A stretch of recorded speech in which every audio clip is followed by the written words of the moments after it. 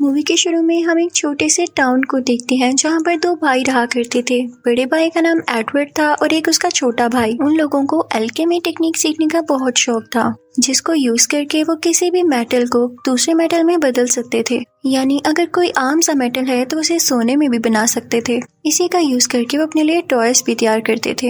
एक दिन वो दोनों अपनी मदर को अपना बनाया गया टॉय दिखाने जाते हैं। उनकी मदर उन्हें शाबाश देती है और इसके साथ उसकी भी डेथ हो जाती है। इससे पहले उनके फादर की भी डेथ हो चुकी थी और अब वो बच्चे बिल्कुल अकेले रह जाते हैं। वो बहुत उदास होते हैं और अपनी माँ की ग्रेव के पास बैठे होते हैं। एडवर्ड अपने छोटे भाई से कहता है कि क्यों ना हम अपनी मदर को भी इस टेक्निक से इस दुनिया में वापस ले आए। लेकिन उसका छोटा भाई समझदार होता है। वो कहता है कि नहीं भैया, ये चीज तो मना है और अगर किसी को पता चल गया तो हमें इसके लिए बहुत बड़ी सजा हो सकती है। क्योंकि वो ये भी जानता था कि अगर इस प्रोसेस के दौरान उनसे कोई गलती हुई तो उनकी जान भी जा सकती है। लेकिन फिर भी एडवर्ड अपने छोटे भाई को मना लेता है। वो लाइब्रेरी जाते हैं और इस टेक्निक पर कुछ बुक्स ढूंढने लगते हैं और फिर वो सारा सामान, सारे मिनरल्स इकट्ठे कर लेते हैं जिनसे इंसानी जिस्म बना है, ह्यूमन बॉडी बनी है। वो एक व्हाइट कलर का सर्कल ड्रॉ करते हैं और उसके अंदर एक बर्तन रख के वो सारे मिनरल्स उसमें मिक्स करने लगते हैं। अब फाइनल प्रोसेसिंग के लिए इनको एक सोल चाहिए थी, तो ये दोनों भाई उसमें अपने अपने खून का एक एक ड्रॉप डाल देते हैं। अब उसके बाद अचानक से वो सामान आपस में मिक्स होने लगता है। उस बर्तन में कोई तूफान मच जाता है। उसमें से अजीब सी एनर्जी निकलती है जो कि हर चीज तबाह करने लगती है और उनका घर इस वजह से टूटने लगता है। इस तूफान में एडवर्ड का छोटा भाई भी खींचा चला जाता है। वो उसे बचाने की बहुत कोशिश करता है, लेकिन वो तो किसी दूसरी दुनिया में जा चुका था। यानी इनसे कोई गलती हो गई थी जिसकी वजह से एडवर्ड के छोटे भाई की जान की कुर्बानी देनी पड़ी उसे। वो उस दुनिया में पहुंच चुका था जहाँ पर गॉड रहा करते थे। अब एडवर्ड जब बड़ा होता है तो उसे सोच आती है कि मुझे अपनी भाई की तलाश में जाना चाहिए, उसे ढूंढना चाहिए। तो वो उसी दुनिया में जाने की तैयारी करता है और गॉड से कहता है कि ऐसी क्या गलती हुई मुझसे कि मैं अपनी माँ को ठीक से बना नहीं सका, मुझे एक बार अपनी माँ को देखना है। तो गॉड उसे एक ऐसे दरवाजे के अंदर भेज देता है जहाँ पर उसे अपनी माँ के सोल की एक झलक दिखाई देती है। एडवर्ड उसे ठीक से नहीं देख पाता और उसे बाहर निकाल दिया जाता है।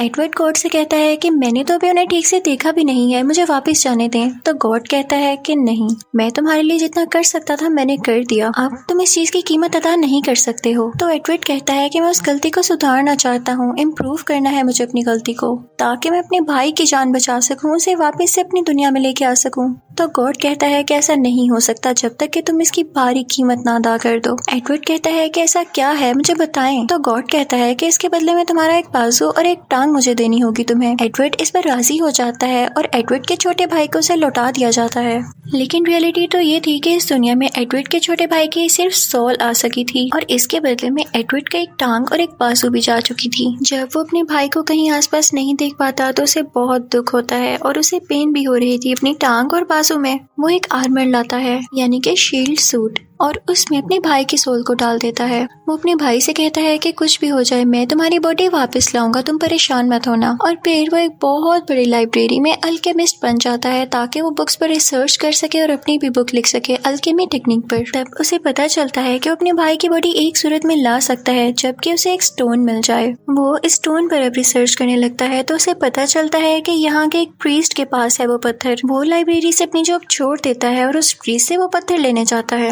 लेकिन वो प्रीस्ट उसे पत्थर नहीं देता बल्कि उस पर मुश्किलें डालता है, उसे मारने की कोशिश करता है क्योंकि वो पत्थर था ही इतना प्रेशियस। वो प्रीस्ट इससे बहुत लड़ता है और हर जगह तबाह कर रहा था, वहाँ के लोगों को मारने की धमकी दे रहा था। लेकिन तभी एडवर्ड पत्थर से बहुत बड़ा जाइंट बनाता है उस प्रीस्ट को मारने के लिए।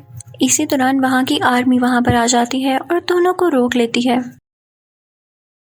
इन्हें अरेस्ट कर लिया जाता है। तभी वहाँ पर आर्मी का कर्नल भी आता है। वो एडवर्ड को बताता है कि स्टोन जैसी कोई भी चीज इस दुनिया में नहीं है और ये प्रीस्ट तुम्हें उल्लू बना रहा था। वो कर्नल कहता है कि अगर वो स्टोन इस दुनिया में आ भी गया हो तो वो इतना स्ट्रॉन्ग है कि उसे कुछ भी नहीं होता, वो नहीं टूटता और ना ही चलता है। इस चीज को प्रूव करने के लिए वो उस पत्थर को आग लगा देता है जिससे वो जलकर टूट जाता है। एडवर्ड को बहुत दुख होता है कि उसने एक नकली पत्थर के पीछे इतनी एफर्ट की। पुलिस प्रीस्ट को छोड़ देती है, उसे आजाद कर देती है और फिर वो उन लोगों के पास जाता है जिन्होंने उसे ये पत्थर दिया था। वो लोग आर्टिफिशियल इंसान थे जिन्हें किसी स्ट्रॉन्ग पावरफुल अल्केमिस्ट ने बनाया था। प्रीस्ट इन पर गुस्सा हो रहा होता है कि तभी उनमें से एक आर्टिफिशियल लड़की उसे मार देती है और वो आर्टिफिशियल लड़का उसे खाने लगता है। फिर हम देखते हैं कि एडवर्ड एक जगह पर होता है जहाँ पर उसे आर्मी जनरल मिलते हैं जो कि उसे काफी इम्प्रेस थे। वो कहते हैं कि मैंने तुम्हारे बारे में सुन रखा है और मैं सच में तुम्हारी मदद करना चाहता हूँ। अगर तुम्हारी नीयत साफ है, तुम अगर अच्छा काम करना चाहते हो। वहाँ पर ही एडवर्ड का दोस्त भी आया होता है। आर्मी जनरल एडवर्ड को बड़े बड़े अल्केमिस्ट के पास भेजता है कि हो सकता है कि वो एडवर्ड की कुछ मदद कर सके। तभी वहाँ पर एडवर्ड की बचपन की दोस्त आती है और ये वही फीमेल फ्रेंड थी जिसने एडवर्ड के नकली हाथ और बाजू लगाए थे। अब कर्नल इन लोगों को एक बहुत बड़े अल्केमिस्ट के घर लेकर जाते हैं जो कि अपनी बेटी और एक डॉगी के साथ रहता था। वो अल्केमिस्ट एडवर्ड को बताता है कि मेरा काम क्या है। वो इनफैक्ट 2 जानवरों को मिला के एक और जानवर बना सकता था जो कि इंसानों की तरह बोल भी सकता था। एडवर्ड उस अल्केमिस्ट से पूछता है कि ऐसा क्या तरीका है कि मैं अपने भाई को इस दुनिया में वापस ला सकूं।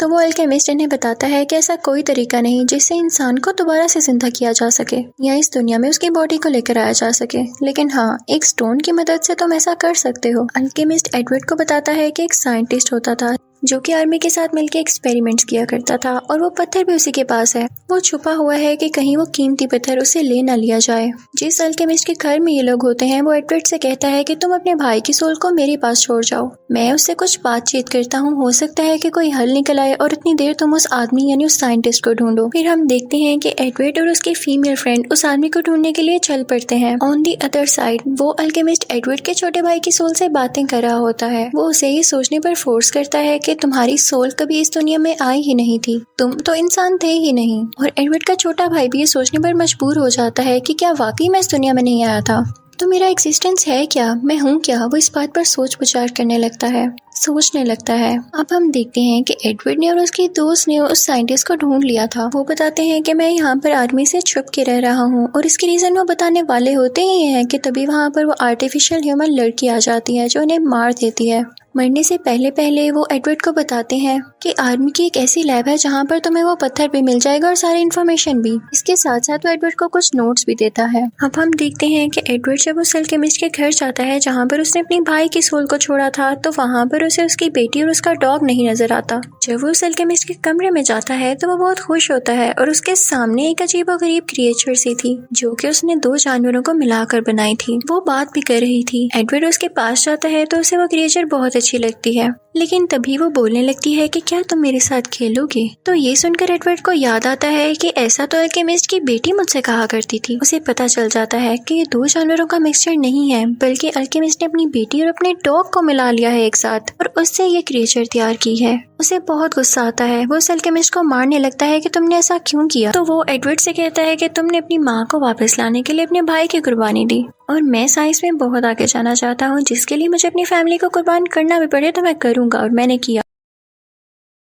मैंने जो पहला क्रिएचर बनाया था वो भी अपनी वाइफ को मिक्स करके बनाया था किसी दूसरे जानवर के साथ। ये सुनकर एडवर्ड को बहुत गुस्सा आता है और वो उसे मारने लगता है। साथ ही वो आर्मी को भी कॉल कर देता है और उसे अरेस्ट करवा लिया जाता है। एडवर्ड काफी उदास हो जाता है कि वो छोटी सी बच्ची की जान नहीं बचा सका। फिर हम देखते हैं कि एडवर्ड उस स्टोन की तलाश में उस लैब के एड्रेस को ढूंढने लगता है जो कि उसे उस साइंटिस्ट ने बताया था, लेकिन उसे वो स्टोन नहीं मिल रहा होता तो वो रोने लगता है। उसके छोटे भाई की सोल जो कि एक आर्मर में कैद थी, उसे लगता है कि ये सिर्फ एक कीमती स्टोन के पीछे है और मुझे यूज कर रहा है। इस बात को लेकर दोनों में बहुत लड़ाई होती है क्योंकि वो ये सोचने लगा था कि एडवर्ड उसका असली भाई नहीं है। वो दोनों बहुत लड़ते हैं और इस वजह से एडवर्ड का हाथ काफी जख्मी हो जाता है। तभी एडवर्ड की फीमेल फ्रेंड रोने लगती है और उससे बोलती है कि क्या तुम्हें नहीं याद, हम तीनों बचपन में एक साथ खेला करते थे। वो उसे उसका पास्ट याद दिलाने लगती है और कहती है कि इसका मकसद सिर्फ तुम्हें इस दुनिया में वापस लाना है। ये तुमसे बहुत बहुत प्यार करता है, तुम क्यों नहीं समझते हो। तुम्हारे दिमाग में किसी ने नेगेटिव चीज भर दी है, तुम सोचने की कोशिश तो करो क्योंकि तुम एक इंसान हो। एडवर्ड के भाई को आहिस्ता आहिस्ता सब याद आने लगता है और वो अपने बड़े भाई से माफी मांगता है। एडवर्ड अब हर लाइब्रेरी में जाता है ताकि उस लैब के बारे में पता लगा सके, लेकिन उसे उसके बारे में कोई इन्फॉर्मेशन भी नहीं मिलती। वो दिन रात एक कर देता है, लेकिन आखिरकार वो थक जाता है। तभी वहाँ पर कर्नल आते हैं और उसे कहते हैं कि मैं तुम्हारी मदद करता हूँ। वो उसे बताता है कि ये कोई लैब नहीं बल्कि जेल थी जहाँ पर इंसानों को कैद रखा गया था, और वो बताता है कि इसकी लोकेशन कहाँ पर है। लेकिन उसके कुछ बोलने से पहले ही वो आर्टिफिशियल लड़की वहाँ पर आ जाती है जो उस पर अटैक करने लगती है, लेकिन कर्नल अपनी जान रिस्क पर रखते हुए उसे ही मार देते हैं और वहाँ से चले जाते हैं। वो बाहर किसी को एक कॉल करने जाता है, लेकिन तभी वहाँ पर वो कर्नल भी आ जाता है जिसने शुरू में एडवर्ड से कुछ बात की थी। वो उसको शूट कर देता है। उसके मर्डर के इल्जाम में एडवर्ड को भी अरेस्ट कर लिया जाता है। जहाँ पर उसे एक लेफ्टिनेंट बताती है कि कर्नल ने ही उस दूसरे कर्नल को शूट किया है और उसने उस एल्केमिस्ट को भी आजाद करवा दिया है। उस लेफ्टिनेंट की भी कोई बात आर्मी नहीं सुनती थी, तो वो एडवर्ड से कहती है कि हम दोनों यहाँ से भाग चलते हैं। वो वहाँ के गार्ड पर अटैक करते हुए वहाँ से बाहर आ जाते हैं। वो लोग बाहर आकर देखते हैं कि उस पूरे कर्नल को पुलिस ने घेरा होता है। कर्नल को शक होता है कि ये लेफ्टिनेंट नहीं है और फिर उस पर वाकई रिवील होता है कि आर्टिफिशियल इंसान है। वो आर्टिफिशियल लड़की अपनी बाकी टीम मेंबर्स को भी बुला लेती है। तभी वहाँ पर एडवर्ड और उसके साथी लेफ्टिनेंट आते हैं। वो आर्टिफिशियल लड़की इस बात को मान लेती है कि उस कर्नल को इस वाले कर्नल ने नहीं मारा, बल्कि मैंने रूप बदल कर मारा है। तो एडवर्ड की साथी लेफ्टिनेंट उससे कहती है कि तुम आर्मी के लोगों को क्यों मार रही हो और तुमने उस एल्केमिस्ट को भी आजाद कर दिया है, आखिर तुम चाहती क्या हो? तो वो आर्टिफिशियल लोग कहते हैं कि नहीं, उसको हमने आजाद नहीं किया, वो कोई और ही हो सकता है, हमने जो किया हमने बता दिया। आर्टिफिशियल लड़कियों में से एक लड़की उस एल्केमिस्ट को ढूंढने के लिए चल पड़ती है और दूसरी आर्टिफिशियल लड़की लैब की तलाश में चल पड़ती है, जबकि आर्टिफिशियल लड़का उन सब आर्मी वालों को खाने के लिए आगे बढ़ता है। इस दौरान वो मासूम कर्नल भी जख्मी हो जाता है, जिस पर इल्जाम आया था कर्नल को कत्ल करने का। एडवर्ड भी इनका पीछा करता है और फाइनली वो उस लैब में पहुंच जाता है जहाँ पर उस एल्केमिस्ट ने उसके छोटे भाई की सोल को और उसकी बचपन की फीमेल फ्रेंड को कैद किया हुआ था। वहाँ पर वो एल्केमिस्ट उसे स्टोन की सच्चाई बताता है। वो कहता है कि जिस स्टोन को तुम इतना प्रेशियस और अच्छा समझ रहे हो, मैं बताऊं असल में है क्या? ये लैब नहीं बल्कि एक जेल हुआ करती थी और यहाँ पर बहुत सारे लोगों को मारकर उन्हें सेक्रीफाइस कर उनकी सोल से ये स्टोन बनाया गया। उनको हम इतनी पेन देते थे, इतना टॉर्चर करते थे कि उनसे जितनी भी एनर्जी एक्सक्रीट होती थी वो इस स्टोन में डाल दी जाती थी। जब एडवर्ड को ये पता चलता है तो उसे बहुत दुख होता है कि वो जिस स्टोन को अच्छा समझता रहा, असल में वो इतने सारे लोगों की जानों की कुर्बानी के बाद तैयार किया गया। लेकिन तभी वहाँ पर वो आर्टिफिशियल लड़की उस एल्केमिस्ट को मार देती है कि ज्यादा राज मत उगले। और फिर हम वहाँ पर जनरल को भी देखते हैं, आर्मी जनरल को, जो कि इस प्लान का मास्टरमाइंड था, उसके पीछे था। वो लाइट्स ऑन करता है जिससे हमें पता चलता है कि उस लैब की छत पर उन मासूम लोगों की डेड बॉडीज को लटकाया गया था, जिन्हें किसी चीज से कवर किया गया था। अब जनरल उन सब में एक एक स्टोन डालने लगता है जिससे वो जिंदा होने लगते हैं। वो अजीबोगरीब क्रिएचर्स में बदल जाते हैं जैसे कोई ज़ॉम्बी हो, और फिर जनरल उनको खोल देता है जिससे वो नीचे आकर गिरते हैं और उठ खड़े होने के बाद सबसे पहले वो जनरल पर अटैक करते हैं। अब ये सारे ज़ॉम्बीज बाहर की तरफ जाते हैं और कर्नल परेशान हो जाता है कि बाकी लोगों को भी नुकसान पहुंचा सकते हैं। वो अपनी आर्मी को ऑर्डर देता है, जिनमें एडवर्ड और उसके दोस्त भी थे, कि इन सब ज़ॉम्बीज को मार गिराओ, और वो लोग ऐसा ही करते हैं और कुछ ही टाइम में वो सारे ज़ॉम्बीज मारे जाते हैं। उसके बाद एडवर्ड और वो कर्नल उन आर्टिफिशियल लड़कियों को पकड़ने के लिए जाते हैं।